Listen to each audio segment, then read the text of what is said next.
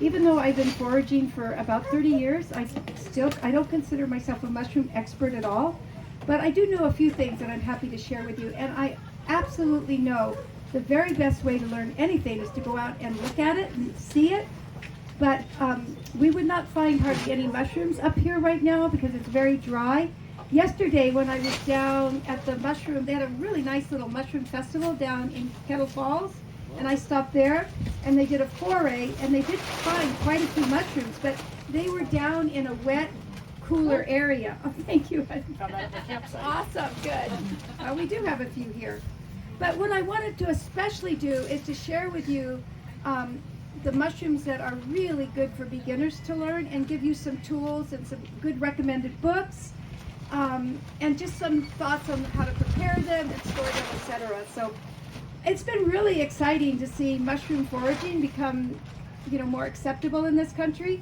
In many parts of the world where if you visit, it's like going out and foraging for greens. People have been doing mushroom foraging.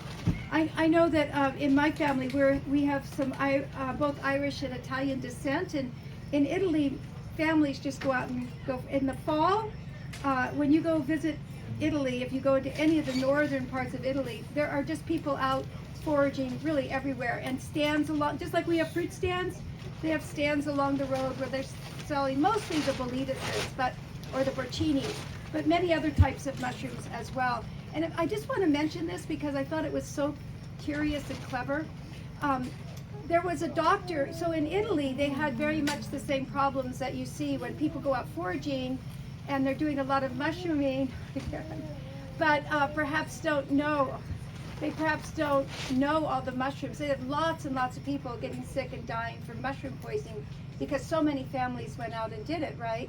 So a doctor in the early 1900s, he was treating so many people that ended up with mushroom poisoning that he actually began to have models. They're like small clay models of mushrooms made exactly the size. It's an incredible collection. There's probably 400 or 500 mushrooms in the collection. And it is online now. I'm so sorry I can't remember the website, but it was in an old museum, actually. It was housed in this old museum in Siena, in the Siena University there. So if you ever happen to be in Siena and you love mushrooms, you definitely want to go visit this collection because it's kind of one of those rare things that, but the idea was he would take this collection around to the villages and then teach the people the poisonous mushrooms. When we talk about poisonous plants, we're really talking about a very small group that you have to be mindful of. For those of you who are going plant foraging, you definitely want to learn those poisonous plants to avoid toxicity. But in the mushroom realm, it's really different. There are many really safe and delicious mushrooms.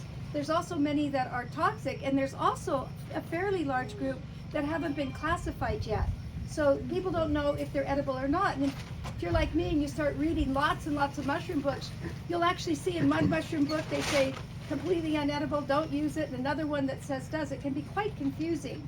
So that's why I wanted to just start with how do you create a big safety net and which ones are really safe to use. And it's leaving you. Oh, it's leaving me again. Yeah, there we go. I can probably talk loud enough. So, yeah, that's perfect. Thank you. Yeah, thank you so much for doing that. So I think what I'd like to start with is just saying that I'll start with some of the really basic books on mushrooming that are really, really good for beginners. And there's one that for those of you who are brand new, who have never mushroomed before, so for those of you who are brand new and have never mushroomed before, I would start with this book. It's like grade 1. It's called Mushrooming Without Fear, The Beginner's Guide. And he goes overboard in safety, really. He's like creating such a huge safety net that there's only about maybe 10 mushrooms in here that he recommends. But these are the really great ones for you who are fearful of starting. So his basic rule is, if you're just starting mushrooming, do not use any mushrooms with gills. So that's a really good one. So you use mushrooms that have folds, like chanterelle, teeth, like hedgehog, ridges, like the lobster mushroom. And all of these mushrooms that he recommends in here are really excellent gourmet mushrooms. So this is the one that I would just say to start with if you're brand new to I'll pass these books around and you can write down the author's names if you're really great. So he only focuses on around 10 mushrooms, but he gives you all the incredible photos, tremendous amounts of information, really tells you how to identify them. It's a really good book to start with. And I'll have slides of some of these. These are some of my favorite mushrooms too, by the way. And then he wrote a grade 2 book, which is called Mushrooming with Confidence. And here he has about 20 mushrooms, not a lot. But in mushrooming, unless you're really advanced, you really only need to know a few. You know, and you want to know the few that are really excellent. You want to know the few that you're not going to get in trouble with. Since I probably should mention, and you know this with mushrooms, again, unlike plants, like when we do plant identification, we have these low-grade toxicities where you might get like an upset stomach, or you might vomit, or you might have a really itchy, scratchy throat. Not to make light of any of those, but I know even if you have that reaction, you know, you drink a little water, you wait a day or two, and it's completely gone. We only have really, I would say, a few really toxic plants like poison hemlock and water hemlock. You really have to watch out for those because a small amount will kill you, and they're the main ones that people die from. But in the mushroom world, you have a large group that will make you fairly sick, like really vomiting for hours. You'd probably never want to go out mushrooming again. And then you have a lot that are very toxic and that people could die from. So that's why there's always so much emphasis. Really know your mushrooms, right? So these books are really good guides for you. And I also want to share with you that as often as you can go mushroom foraging and get out with people, and you are like blessed living in the Pacific Northwest, both in the East and on the West Coast. This is where I learned most of my mushrooms when I was first starting. I spent a lot of time in the Olympics where my sister Diane lived, and then up in the Vancouver, not in Vancouver, but British Columbia. And I would go out on forays with my bucket and come back with 30 different specimens of mushrooms just after a few hours. So you have such an incredible variety of mushrooms up here. Yeah, it's really worth learning them. And then, so all of these books are books I recommend for beginners. So that's why you're not seeing Paul Stamets' book for, you know, for instance. I mean, his books, all of his works on mushrooms are fantastic, but we would really call his work good for beginners, and that's what I wanted to focus on here.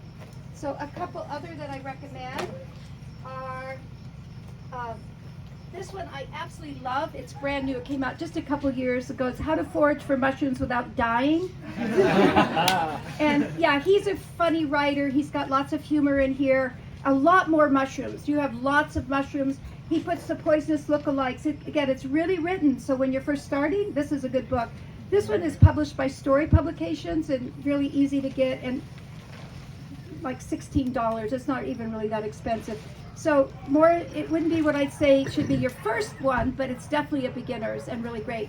And the only thing that I would criticize about this is, you know, and a lot of people feel this way, you know, when you harvest mushrooms, it's like harvesting the apple off of a tree, because, you know, most of that mushroom is underground, and that mycelium and the mycorrhiza that's underneath the soil. So a lot of people, they just will bring mushrooms in large amounts and maybe not even use them, so he doesn't have a very conservation concept when he's using mushrooms. And I always emphasize that with anything with nature.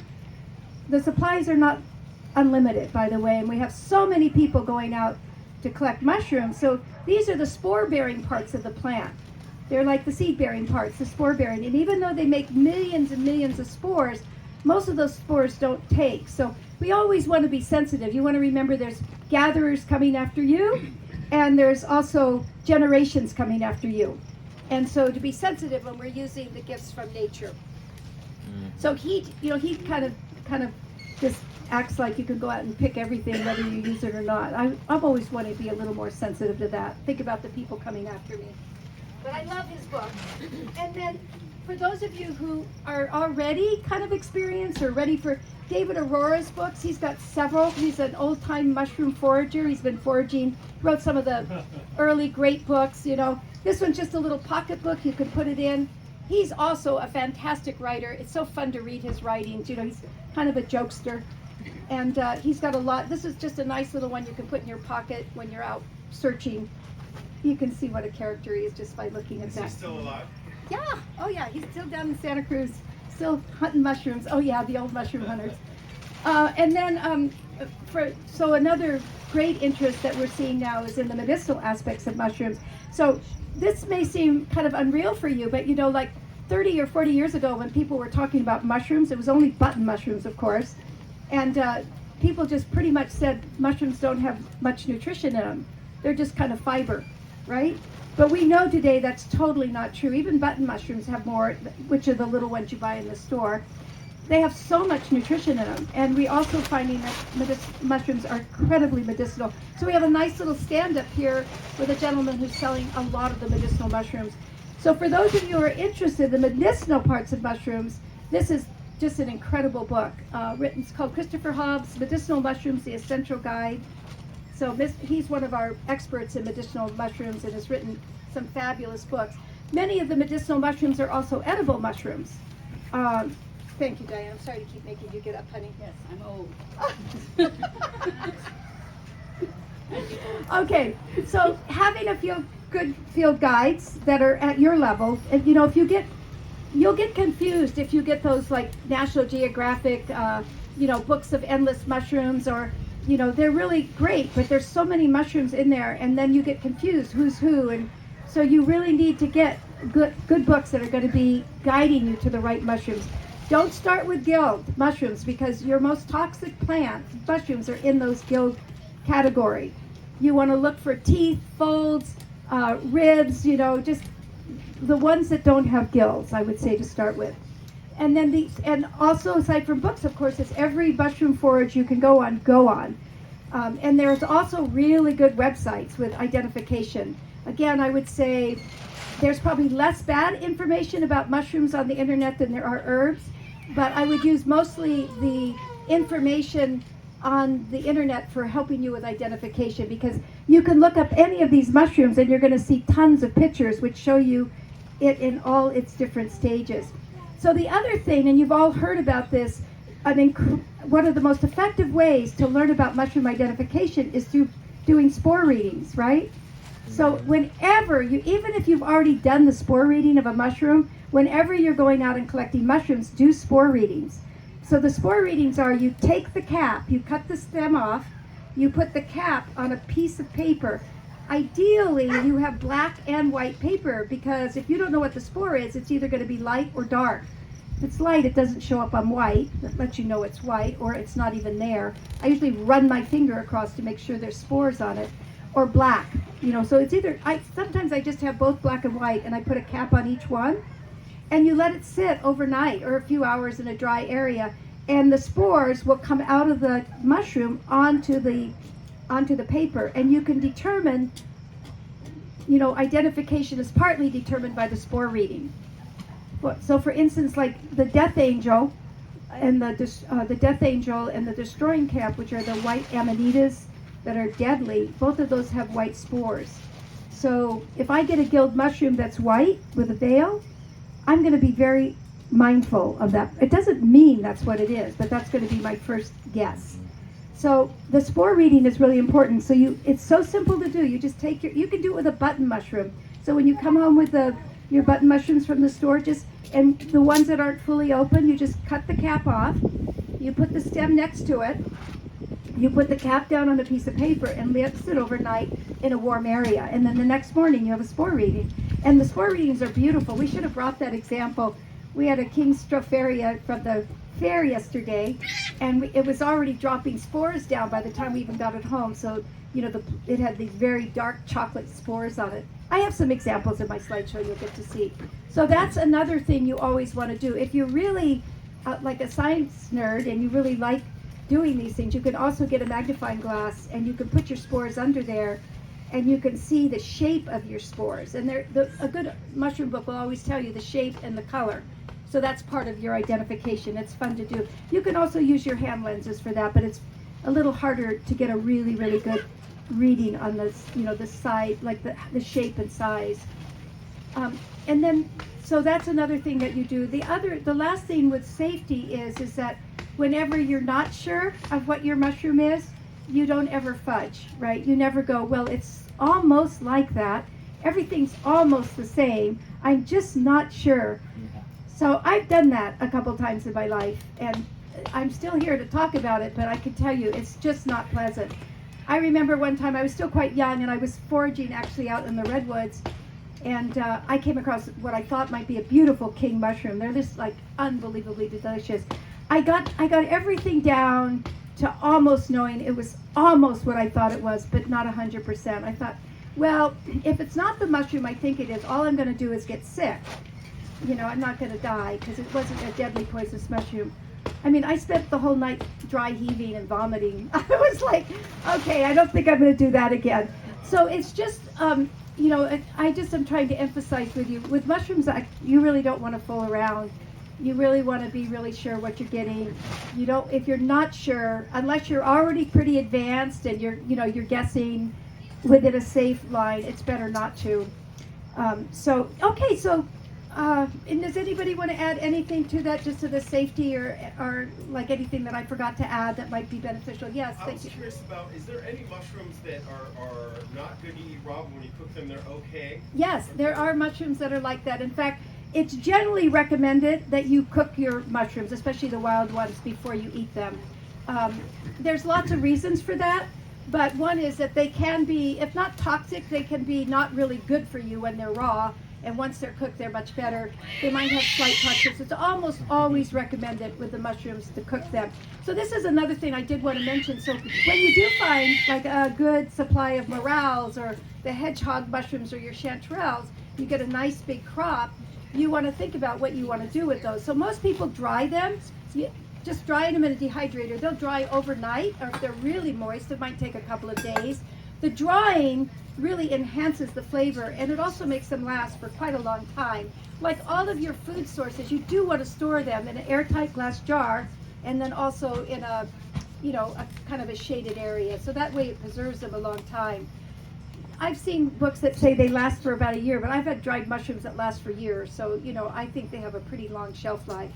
So drying is really good because it enhances the flavor. It actually concentrates the flavor, and those dried herbs, the dried mushrooms, you reconstitute in a little water, and then you can use the water in gravies and in soups, and then just but my preferred method is freezing them. I mean, almost all of the mushrooms that we're going to look at, when you just do a very quick saute with a little bit of onion and a little bit of oil, and you're not fully cooking them, you're just sauteing them, and then you freeze them. You do have to put them in those vacuum seals. You can't let moisture get in there, otherwise you lose the texture and the flavor. So that is one thing. You do have to, vacuum seal them, but they are almost like eating fresh mushrooms. It's even the texture. You have to remember to cook them a little and then freeze them, and then don't defrost them when you cook them. You just put them in your skillet or in your soup, frozen, and they'll be almost eating like a fresh mushroom. So my husband and I, we are enormous lovers of mushrooms, and so we foraged, and then we also grew mushrooms in our basement. So I was like a kid. I was so excited. Every couple of days I'd run down to our little mushroom growing tent, harvest a big crop of like oysters, all different kinds of oysters and chestnuts. And yeah, it was so much fun. It was more fun for me than him because it was kind of a lot of work for him. To get the temperature right and the liquid right. And we were growing a lot. We weren't just growing them in those little sawdust things. So anyway, so let's just look. So these are these are all beginner mushrooms that we have here. They're all mushrooms that have pores, teeth, and ridges. So on the far, you can't really see that well, can you? The yellow ones, of course, are your chanterelle, and that's probably the best beginner mushroom, right? You have lots of chanterelle that grow in the Pacific Northwest. When does your season start? Is it a fall season or a spring? Fall season, yeah. They're pretty almost impossible to confuse with other mushrooms. There is a false chanterelle, which is quite a bit larger, and the false chanterelle used to be described as edible. In fact, in some of the early mushroom books, you'd see it as edible, but they have reclassified it as questionable because people have gotten sick from it. So I don't eat it, but the little chanterelle, which actually grows quite large in the Pacific Northwest, I know it's much smaller in the east. So it's a sweet, nice mushroom. It smells like apricots, really, literally. You put your nose in the center, the little indentation that's on the top, and you're greeted with this little apricot scent. It has folds underneath it, so it's a really easy mushroom for you to identify, and it's quite tasty and quite readily available. And then also another one that I have here are the hedgehogs. They're a large family, the hedgehogs, and they're one of my favorite. They're absolutely delicious, and they have teeth. They have teeth on them. So underneath, when you turn them over, they have these really fragile teeth that you could just brush off really quickly. Does that sound familiar to any of you? Yeah, I know you have them out here. Yeah, they're really good, aren't they? Yeah, those are another that are classified as beginners, and really one of your most tasty. The caps are not generally round, they're very convoluted, so you get these kind of strange tops and teeth on them. And then the black trumpets, that's that little dish. These are the black trumpets here. Those are another one. Do you have the black trumpets on the West Coast? I'm not sure about that. Not sure at all. Yeah, that's another one that, well, if you don't have it out here, it's not going to be very good. But this is just a day, this is just going out on one day and coming back. The chanterelle. And then the other ones that are really, really good for beginners are mushrooms that have pores. So like your Boletuses, it's a big family called Boletuses, and there's hundreds of members of Boletus. They are not all edible. There's a couple of ones in there that are poisonous. They have bright red caps and they stain purple. So they're pretty easy to tell. Bright red caps and they stain really purple. You know, you touch them and it's purple. But most of the Boletus, these are like the porcinis that the Italians love. So this is when you talk about the Italian mushrooms, you're talking about the porcinis. And they grow, you get all different kinds here, and they all have various levels of deliciousness. Some are really good, some are not so good, but only those two really toxic members. So a wonderful, wonderful family for you to become familiar with. I'm sorry that you can't see these well, but that's this dish here. It doesn't really help you much. They look really great. And that's just the Maine lobster, hedgehogs, orange boletes, and black trumpets. That's them. So this is another mushroom that is called hen of the woods. It's not chicken of the woods. It's hen of the woods, or maitake. So this is an exceptionally medicinal mushroom and also one of the best tasting. Maitake has a long, long history of being used as an anti-tumor, anti-cancer herb. It's used as an adaptogen. That term is a term used to classify herbs and mushrooms that are used for helping us adapt to the stresses of modern day life. You know, like the anxiety, the stress, the tension. These herbs just help people root in. They help us be healthier. They're a really fabulous group of herbs and mushrooms. So maitake is one of the mushrooms that is classified as that. It's actually, have you eaten that, the maitake? Or yeah, it's really one of the best tasting. And it's usually found growing at the base of oak trees. That's its favorite place to grow. Find a nice oak grove and you look at the base, usually in the fall of the year. It just grows like a big, like hundreds of little, it's called hen of the woods because it has like these little ruffled parts that all stick together. I'm sorry you can't see these slides too well. That doesn't make it really easy for you, but the hen of the woods. And this is a close-up of it. You can kind of see the overlapping chunks that go together, and it's a woody mushroom. It feels a little woody, so it's hard. It's not going to be like soft like a gilled mushroom. No gills. It has pores underneath it. It has no gills on it. So great big clusters of overlapping, somewhat woody mushrooms that overlap with pores on the bottom, kind of a thin pore. And this is it. I sliced that. I was just slicing it to get it prepared for cooking and eating. You can't really see them. Those are the books I went over. And then this is me doing the spore. I'm doing my sporing here. I've got my mushroom. This is me just going out into the woods and bringing back the mushrooms to identify. This is a process when you get into mushrooms that you'll be doing a lot of. You know, you have your books, you have your mushrooms, you're taking the caps off, you're doing your spore readings, you're looking them in the books. You'll be lucky, out of this whole batch here, I'll be lucky if I could identify, even with 20 books, you'll be lucky if you could identify 2 or 3 of these mushrooms, right? Because there's so many mushrooms. But yeah, I always feel really good when I identify them. I have a little book. I would encourage you to have a little book where you're writing your mushroom notes down. You know, if you really want to start learning this mushrooms, you can start learning them where you found your morels, where you found your chicken of the woods, you know, all of that.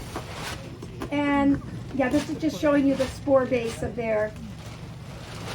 And can you see the spore reading? This is the mushroom cap, and this is what? Oh.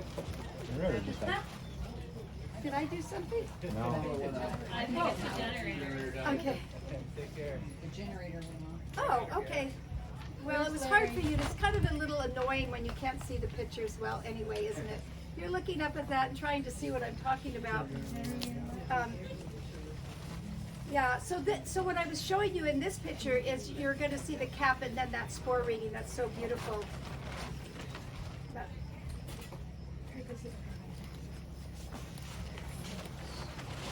How many of you have gone out foraging? Quite a bit already.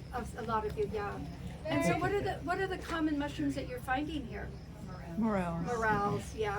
I found coral also, and I'm not sure. The coral mushroom? Yeah, so you'll find coral everywhere in these woods. Mostly in the wetter woods. You know, we find them all throughout New England as well. And they're tricky, the corals.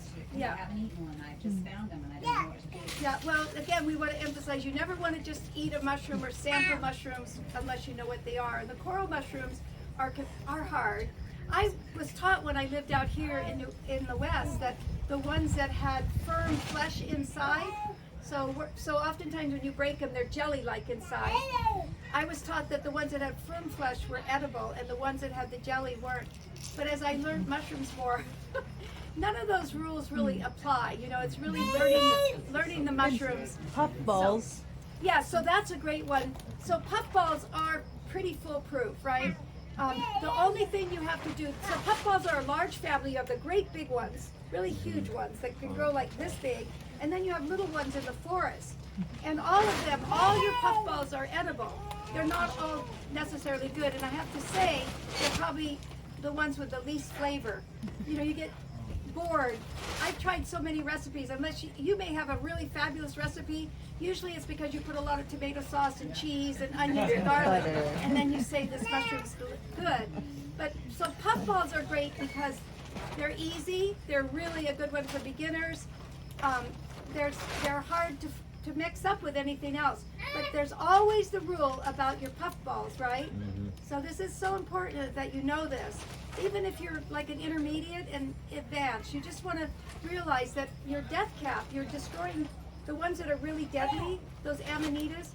They start out in a vulva or a circle like a puffball. I mean, it's pretty, they seem really different, but they will grow like that. And so it's always recommended that you slice your puffball in half to make sure that you don't have an amanita growing, you know, an amanita and not a puffball. Am I making sense to you? Yeah. You find a nice, if it's big, believe me, then it's a puffball. But if you find a nice little puffball that's like this and it's white and it's kind of growing on the edge of the forest and you go, oh, that's going to make a nice dinner, you want to slice it in half and make sure that you have a puffball and not an amanita.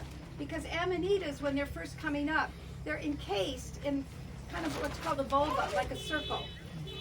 So I don't know anybody that's ever really happened to, you know, that they've confused one, but it's always passed on that that's one of the mistakes that you can make. The other thing about puffballs is you have to get them when they're totally firm, like you press them and they're firm. If they've already started to become soggy and squishy, then they're already starting to go into the sporing stage, which is really fun. When you find a puffball that's all full of spores, you go like that and just sending them out into the world. It's really great. Honey, what were you going to say? So what's the difference when you said cut it in half? What am I looking for? Yeah, so if you cut that ball, that firm flesh, it should be all white. And instead, if there's a mushroom growing in there, like instead of it being a firm, all fleshy white, there's another little mushroom in there. You have an amanita. It's not that the amanita is growing inside the mushroom. It's just that when it's young, it looks like a ball. Okay. Yeah. It will have gills. It will have a stem. You will see a mushroom in there. You'll see a baby. That sounds horrible. Do not eat the baby. Yeah. And the reason that I think that mushroom mycologists pass that information around, because that would be a deadly mistake. That would be a major, major mistake. Yeah. And so the puffballs, those are really great. Your chanterelle. What else do you collect around here? And morels. Turkey tail. Yeah. Okay, great. Yeah. So that's good. So while we're waiting for this, I can tell you. So shaggy manes are another, like what we call idiot mushroom for us, beginners mushrooms, right? You can't really confuse it with anything else. Anything that acts and looks like it is also a member of the inky cap family, which shaggy manes belong to. They're really common. They pop up in your lawns. They pop up on the edge of fields. You see them really frequently out here, and they grow very conical, so right straight up, like they're like just going up. They're very conical. They're like the fairy tale, one of the mushrooms that you see written about often. Conical, with a little stem. And the thing about them is, and they're white, the shaggy manes are white, and when you collect them, when they're firm, they're very mild and very tasty. But this is your key to identification. If you let them go overnight, they turn into an inky black mess. So if you have a mushroom patch that one day is beautiful and white and very conical like that, and then the next day it's turned into ink. They used to make ink with it, by the way. You collect it, you put it in a jar with a lid on, and the next day it will be like black ink. Yeah, so if it's done that, you have a shaggy mane. And they also grow little small ones that aren't conical, but they do the same thing. They're kind of more of a tan color, and they turn a black ink also. That's belong to the inky cap family. So that's a really good one. And then another one, okay, great. Here, we'll go. Another one that we were talking about was the turkey tails. How many of you know what your turkey tails are in your woodlands? Yeah, I think I'm going to have a picture of that up here if you can see it. Anyway, the turkey tails, well, we'll talk about it if we get to them, because they're not, you can eat them, you can put them in, they're really very coarse, they're very fibrous, they're not really what we call really flavorful, but they are one of the most medicinal mushrooms in the world. And we find them in copious amounts. I can't even exaggerate the amount that you find them. And when you find a log that's filled with them, there are hundreds on that log. This is how you take your notes. Like you're just learning your mushrooms, you sit down, you're writing where you found it, you're writing, what it's for, and you've done your spore prints with it. So this is just me writing it down, what I found. Edible, but not recommended. And so for those of you, when you see that in a book, you won't want to start with those. You want to use only those mushrooms, really, really good for you. Spore prints, again, that's a gorgeous spore print. So the mushroom cap and the spore print, it's just fun to do spore prints. If you have children, this is a great project to do with them, It teaches you the mushrooms, and then you run up this. So here we have, this is a coral mushroom, and with the corals, I find them difficult to identify. I would be careful identifying with them. So I wanted to also just talk about the various ways that you can use your mushrooms. So obviously cooking, any of those delicious beginners mushrooms that we talked about, they are so much more flavorful than button mushrooms. A lot of times people say, I don't really like mushrooms, right? And I say, well, have you ever had wild mushrooms? Because they are so much more flavorful. When you try the maitake, the chicken of the woods, the hen of the woods, the oysters, most people know your oyster mushrooms. In fact, he's selling fresh oysters that he grew. So those oysters also grow all out there. Oysters, to me, are one of the more bland wild mushrooms. They're not nearly as flavorful as the hedgehogs and all these other ones we're speaking about. But so you can just cook with them. You can make gravies with them. You can, there's so many good recipes. But the other way is, and these are more of the medicinal ways, is I usually put them in, they go really good in coffee. Like if you buy a little medicinal mushroom package, if you drink coffee, you just mix a little mushroom in there. You don't even know it's in your coffee. I mix it with the dandy blend, with a dandy flower blend, and I just make a latte. It's actually a drink I drink almost every morning. It's a dandelion blend with the medicinal mushrooms in them, and then I just steam my milk. It's a fabulous drink. And then I love making candy with it too. This is just a really good remedy and also preventative, but also for people who are trying to, have chronic illness and are trying to get healthier. I've found in my years of working with plants and people that if the medicine tastes good, people are going to take it. Especially, I would say, small children and older children, and your husbands. I can usually convince the girls to take the bitter medicine, but, you know, and so I've just found that working with really good quality products, but making things taste really good, is a much better way to get people to take their medicine. So this was a really good candy that's actually loaded with medicinal mushrooms and turmeric, etc. That is really good. And then I just put these into this little yummy molds. Doesn't look like medicine, does it? Would you put that recipe back up? Yeah, I will. Yeah, so Thank you. I can put my glasses on and read it to you. It's worth having. It takes like, it's hard to see that. I'll read it to you. You can, so the secret about this recipe is that you can use any medicinal herb mixture or any medicinal mushroom mixture, and you can get almost anybody to take anything by giving it to them. You can even make like your love potions and put in here. It's pretty good. So this is a mushroom turmeric candy. So I took 16 ounces of bittersweet chocolate. It can be totally bitter, you know, it can be all organic. It can be what you get at Trader Joe's. It's really, that's going to be up to you. And then I take 8 ounces of coconut oil, and we all know how beneficial coconut oil is and how good it tastes. And then 1/4 of a cup of turmeric, believe it or not. That's a lot. You don't have to use that much, but I was showing people when I make this how delicious it tasted. So I was using 1/4 of a cup to 1/2 a cup of turmeric, and then also 1/4 of a cup to 1/2 a cup of medicinal mushroom powder of your choice, and then a little vanilla, and then just some good things that make it taste good. You could put like coconut in it, or I put some finely chopped walnuts. That's kind of up to you, you know, like what do you like? Chop it up and put it in there. And then a little bit of black pepper, because black pepper, we've just known through study, is that it activates the turmeric, and actually other herbs as well. So 1/2 teaspoon of the coarsely ground black pepper. And then I added a little ginger just because I like it. You don't have, again, that's optional. And then the same with the rose petals. I was trying to make it pretty, so I put the rose petals in it. But the basic recipe is really your bittersweet chocolate and your coconut. That's your base, for those of you who know how to cook. And then the herbs. And then I just melt it all together, stir it all up just to melt it, and then I pour it into molds. You can put it in a shallow baking dish, that's what this is, and then just slice it. So the one thing about this, what do we know about coconut oil? It softens, right, in room temperature. So this is definitely a candy that will melt in your hands and not in your mouth if you don't get it to your mouth fast enough. So you have to store this in the refrigerator or a cool place. It has a long shelf life, but hopefully you don't keep it a long time. That's a great way to prepare medicinal mushrooms. And it's the same with that other recipe.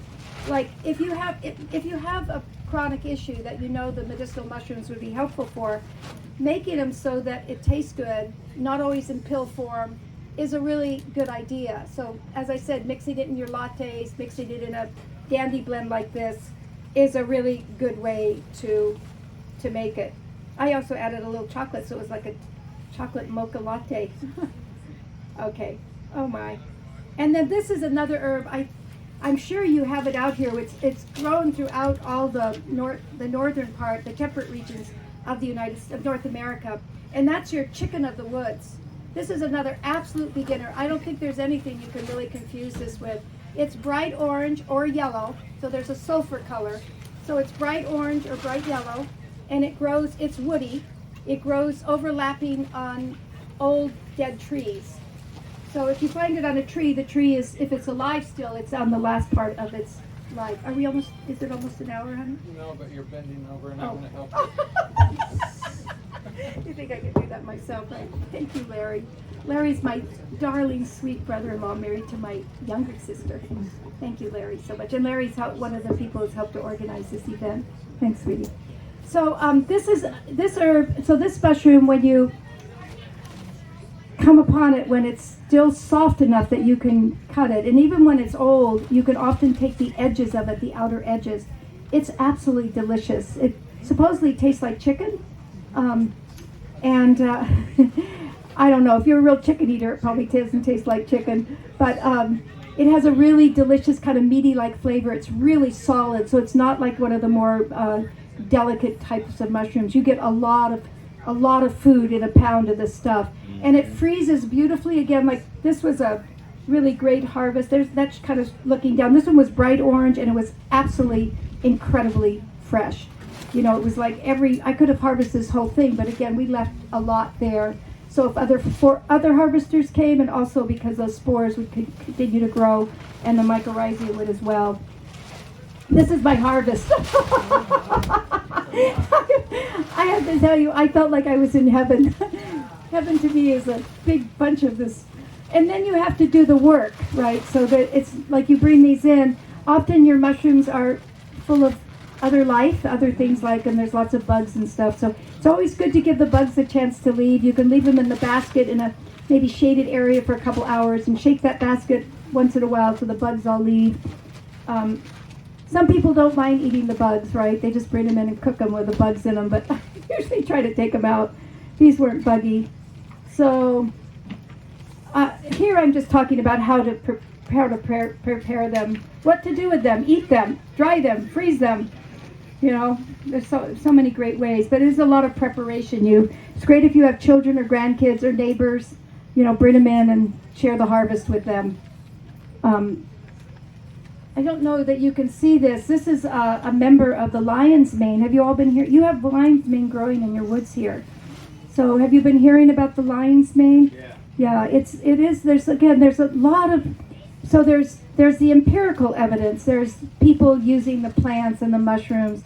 You know, there's the folk traditions, which I love and which I actually base most of my knowledge on. But I do love the research and I love the scientific studies, and I especially love them when they verify how our ancestors have done things, right? It's really fun. So there's a lot of research on this mushroom as a memory aid, and it's really excellent for helping the Plasticity? Neuroplasticity? Yes, the neuroplasticity. Thank you so much. He's very brilliant. BDNF? Come over here closer so you can prompt me more. The neuroplasticity are neurons. So it's really showed to help with memory loss and with people who are very early onset dementia. It's one of those mushrooms that you don't want to be waiting till you can't remember your kids' names or your husband or wife's name anymore. It's a great herb mushroom just to use.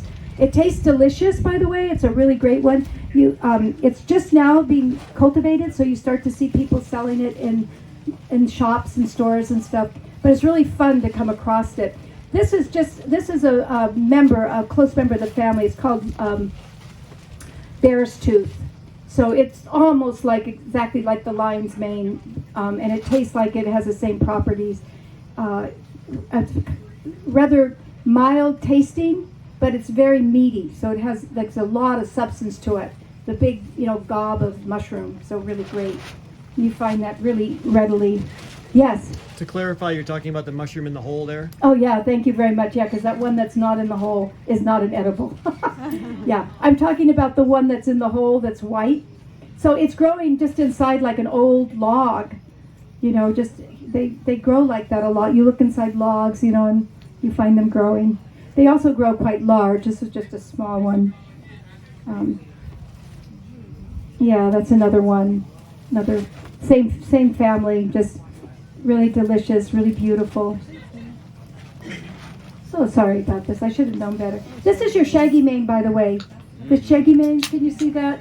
They grow much taller. They can grow 2 or 3 inches tall. And you'll find them, usually lots of them. When you find a few, if you keep looking, you'll find a lot. A lot of times they will come up on your lawns. Find them in your lawns. And this is the boletases, those so that large family of pores. So the pores are like, if you turn them upside down, they have like sponge under there, and they're very, very different, totally different than your guild. These are the orange boletes. I don't know. Do you have these out here on the West Coast? The orange boletes? Oh my goodness, they were so. But you have so many boletes going out here, right? So, I think in the Olympics. Pardon? In the Olympics? In the Olympics, yeah. Yeah. I think you have every mushroom growing in the Olympics. No, It's like true. it's mushroom heaven out in the Olympics. If you ever want to go on a mushroom foraging, it's just amazing in the Olympic forest. And these are all perfect size. when mushrooms grow really quickly and decay really quickly, and so you have to be there right at the right time. Or if you see a good patch and you're close to where you live, you note it, and then you go back the following year. Almost always, you'll find those patches coming up, unless we just over harvest. Then eventually, even though they say, you know, that we aren't going to destroy them if we keep harvesting them, eventually you're going to see your crops thinning out. So we always want to be mindful of nature in doing that. Look at that. Oh, that's my husband, Robert. Hi, sweetie, with a beautiful boletus. And then these are the turkey tails. Can you see those? Small, overlapping, wood-like mushrooms that kind of feel like leather. They grow in prolific amounts, and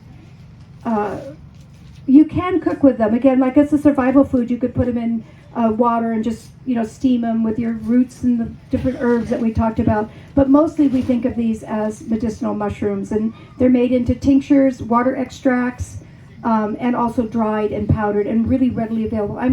I didn't really check our friends, mushroom friends' table, the booth, to see those 10 medicinal mushrooms they put in, but I'm almost positive that turkey tails would be in there. As I mentioned, it's extremely expensive to buy this, and I have used it for people who've had really bad cancer and tumors and have seen really good progress with it in using it. So are there any mushrooms that you can confuse with these?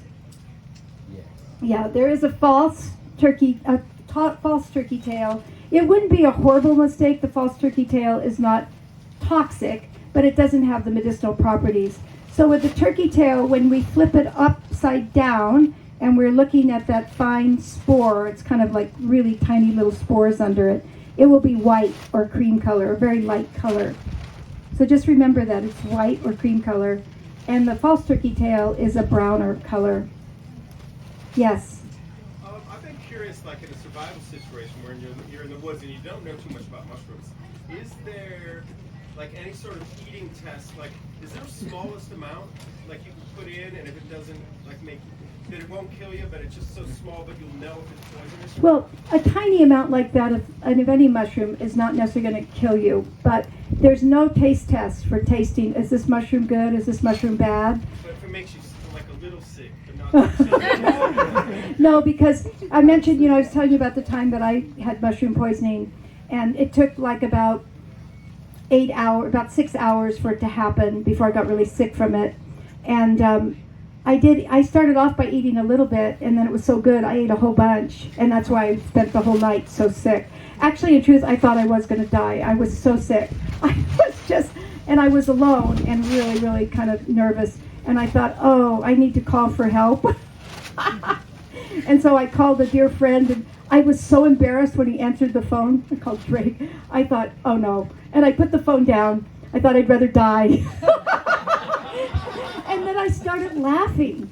Actually, I thought it was so funny. Here I am, this person who's supposed to know stuff, and here I am so sick and so stupid that I did this thing that I told everybody not to do. I was in my late 20s when this happened. It's been a long time ago. It just made me laugh, even though I was vomiting and had stuff all over me and yuck. And when I started laughing, I felt so much better, and then I knew I was going to get well, so I wasn't worried anymore. You know, I don't know, you know, when you're in those terrible situations, maybe it's the best medicine is just laugh at yourself. That's what did, and it worked. So anyway, no, there is no, so you can taste little bits of mushrooms like that. You know, when you're on the herb walk, you saw me, I keep sticking things in my mouth and spitting them out. But it's not going to tell you if a mushroom or a plant is edible or not. You know, like our most deadly poisonous plant, the poison hemlock, just tastes delicious. You know, but you eat a piece of the root the size of a peanut and you'll probably die.